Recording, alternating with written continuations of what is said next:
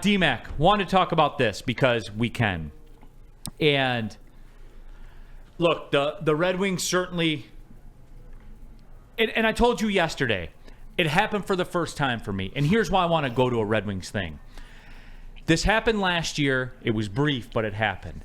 Last night, out of the blue, it happened to me. I was sitting on the couch, doing work for Oakland basketball. And I was looking at scores to see what was on TV. And D-Mac, I looked, and I saw the Islanders were playing the Penguins. And immediately in my head, it went off. I said, D-Mac, I got to watch this game. It can't go to overtime.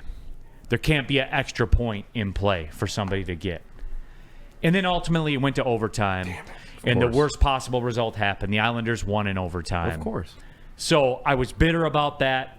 But D-Mac, it's getting real, man. I watched a significant amount of Islanders Penguins. I'm in, D-Mac.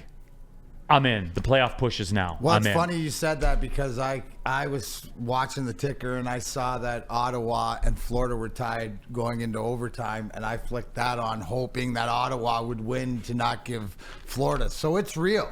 Everything that you're talking about, it's real. And as I look at these, the standings right now with if you played 55 games, you got 27 games left or whatever like this. Jersey lost last night, which is huge. You have the same amount of games played with them.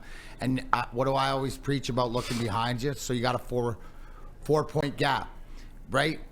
You're just sort of looking like you're swimming, you come up for air. Okay, there we are, back down, go back swimming. They got a big test tomorrow against Colorado. It doesn't get any easier, They're chasing Tampa and Philly, who are only a point ahead of them, and then, Toronto, who's 4. So you're right in the middle of the hunt. This is the excitement. This is stuff. And I think maybe to the fact of we're talking about as Lions fans sort of learning to turn the corner and how to cheer a successful team. Well, this is what it's about, having a team in the hunt, right? Going into the playoffs. This is everything that we wanted, isn't it? Right? Decisions have to be made. You know what I'm saying? Guys have to different step up. We see how this team's being made. It's starting to get, it is exciting because you're in the heat of it on this level. And this level is establishing yourself as a playoff team. So right now they hold destiny in their own hands. And the way that they've answered certain types of adversity, I mentioned yesterday that I gave them a B+ for that road trip. Why? They get the plus. They get the B because they got 4 of the 8 points. They get the plus because they did it the hard way and win in the last 2 games. And I don't care if it's Calgary, Seattle, whatever it is. It's the NHL. So they're doing what they need to do. But they, like I said, they came up for air to see where they are these last few days. Back down swimming again. Big game Thursday and Saturday at home.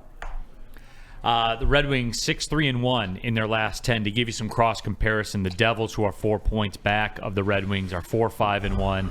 Those stupid Islanders and their little Lego arena are 4-3-3 that sits in the parking lot of a horse track. Look it up. I do like that I get to bring that bit back. Yeah. The hatred for the Islanders' little Lego plastic arena. Is that the Meadowlands? No, they're in UBS Arena. Look it up on Google Maps. It's literally in the parking lot of a horse racing track in New York. Literally. It's crazy. You can say what you want. Those are the facts. No, but D-Mac, it triggers the conversation.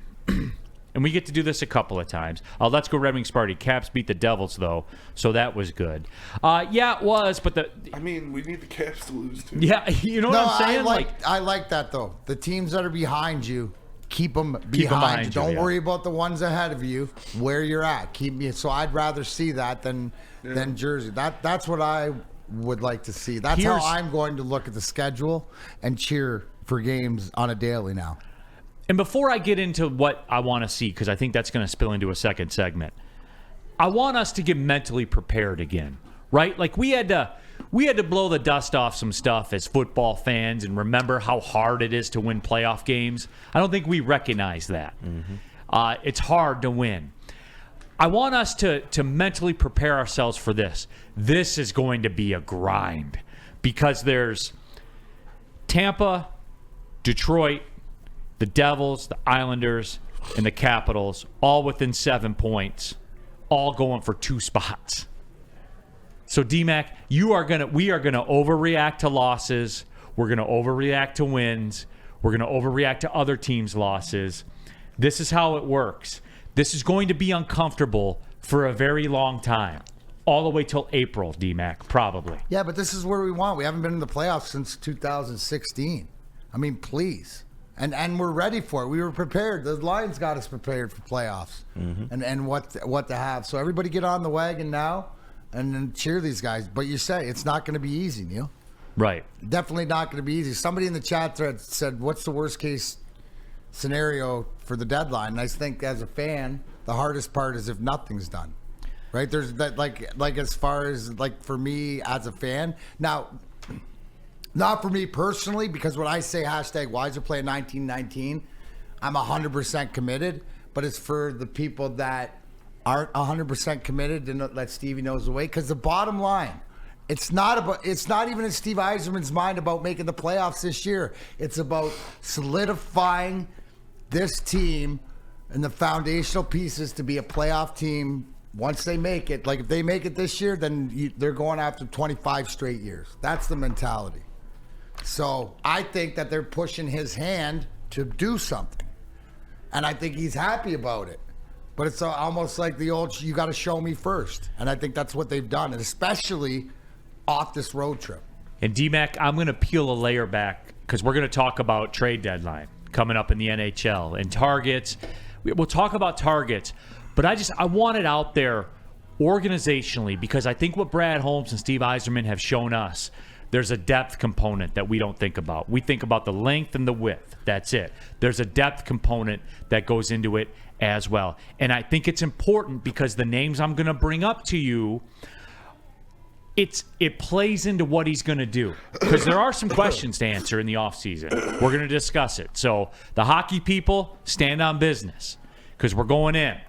And I want to have this discussion because I could see every scenario. I could see he makes a move.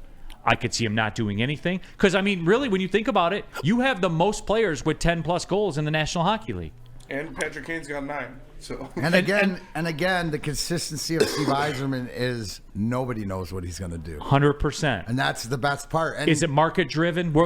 We will. We'll get into it. And I want to bring this up too. I had a very interesting conversation with Danny DeKeyser, about the evolution sort of the team and where they stand sort of right now from a guy who's been in that locker room recently. So. I know, and he's up $20 on me on the golf course, and I can't stand it. DeKeyser! Dinkelberg. This summer. Dinkelberg. Payback. The revenge tour is going to be sweet. Yes, I know you won your car with a hole-in-one and all that kind of stuff. I get it. But DeKeyser, get your partner. I'll get my partner. Ooh. That's it. And you know what? Maybe some of the groundwork was laid last night. $20 a guy. Let's do it. And when we win, I'm getting DeKeyser's $20. Yes, you're gonna get him to sign it. He's gonna. And you're gonna no, I'm gonna spend it. I was gonna say on the back it would say Neil Rule. DeKeyser.